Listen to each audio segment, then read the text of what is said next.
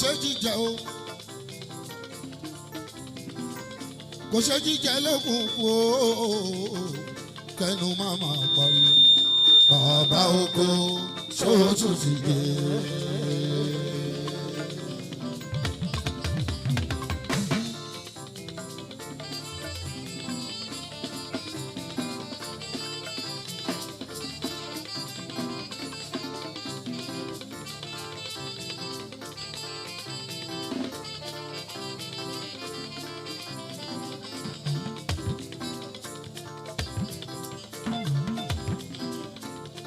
Akọ̀ ò ṣe jíjẹ o kò ṣe jíjẹ lókun kú o kẹ́nu máa máa pariwo bàbá oko ṣòótù ti dé.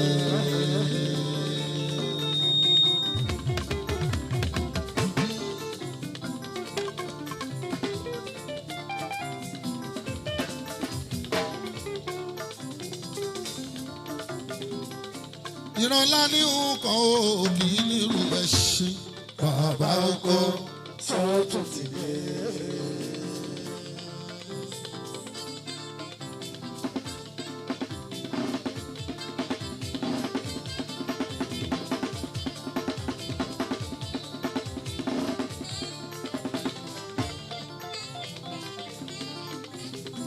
ọ̀rọ̀ kìdún níjọ́ lọ́rọ̀ lọ. ọ̀rọ̀ gbọ́dọ̀ jú níjọ́ lọ́rọ̀ lọ. ọmọ orogun ẹni kú aláfẹ́ kó sì kọ̀ǹga. bàbá oko ṣòótù ti dé. olóhùn kan lóhùn gbé wọ́n ní wọ́n ń wá nǹkan. olóhùn kan lóhùn gbé òun kan lóhùn jí ó tún ní kó ní òun máa máa wá. bàbá oko ṣòótù ti dé.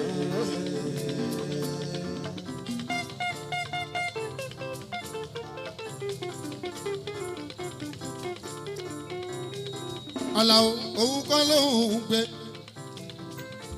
olóhùn kan lóhùn mú ó dání kó ní òun máa máa wá o. bàbá oko ṣòótù ti dé.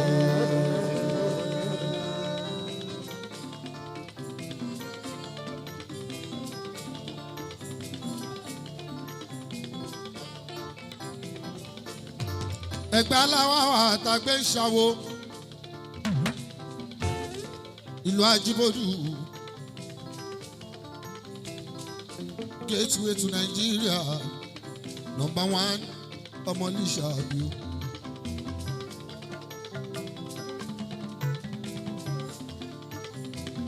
agbóǹgbò àkàlà àwọn gbọ́n àwọn bọ̀ra ẹ̀ máa bẹ́ wé ògógó gbọ́n owó bọ̀ra ẹ̀ máa kìtàn olùmọ̀gbọ́n kókòkò aṣáábẹ́ òkúta olè gbà lákè.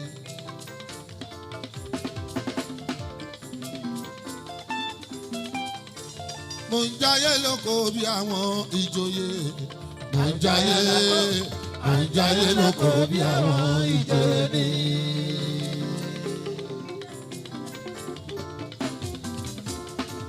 ẹni bàbá mi dá òfin o.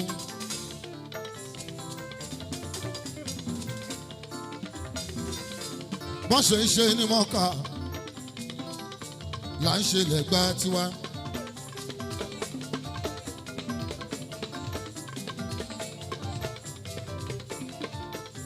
ẹ̀mọ́ mi sẹ́mi ní sáórì àwọn amọ́ mi odò ogun. wọ́n kọ́ra fàlàrẹ́ bí àkúnlé pàǹgórí olúmọ̀ o.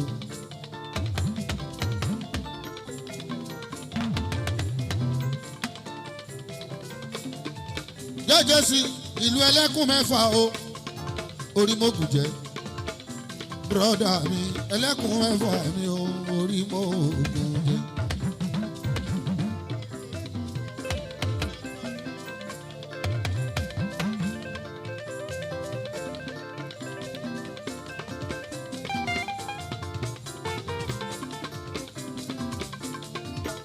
wọ́n máa ń yí Káàbà po nílùú Mọ́kà o àwa náà ní setnaf ìyẹn ní tó kù wọ́n máa ń yí ipò fẹ́ni bá ń wá nǹkan lọ́dọ̀ Ọlọ́run ọba.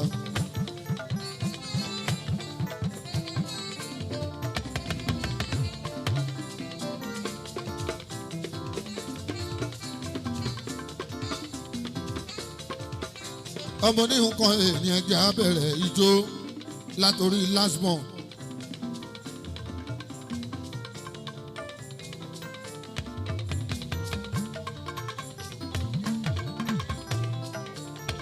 ọmọ bá dérò mi àbẹ̀ ọkùnrin ṣọ́ọ̀lì.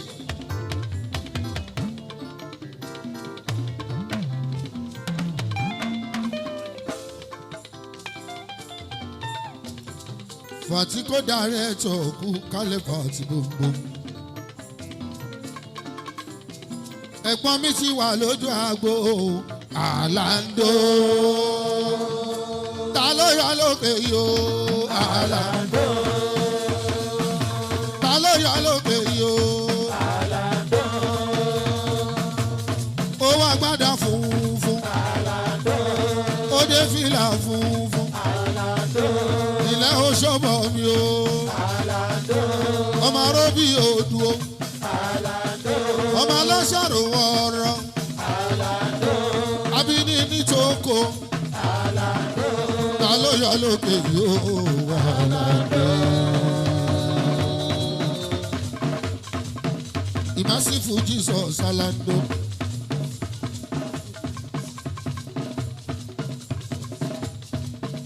ta ló fẹ́ ṣe bí ọlọ́run ọba kò sí àlàndó.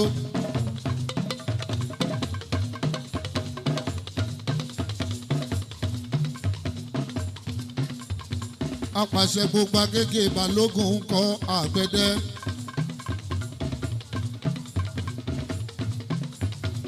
Merciful man, merciful God. Bàtà ilé bínú kónú ni mò ń gbé.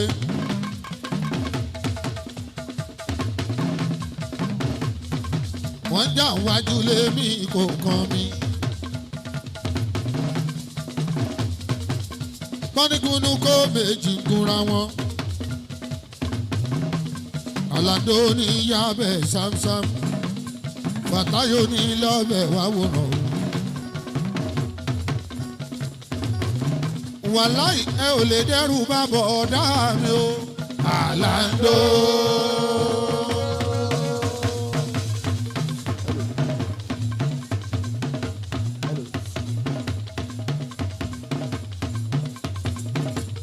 Ìmásìkù wo Àlàndó. Ọ̀pàlàjà mú ibàtú mi o. Àlàndó.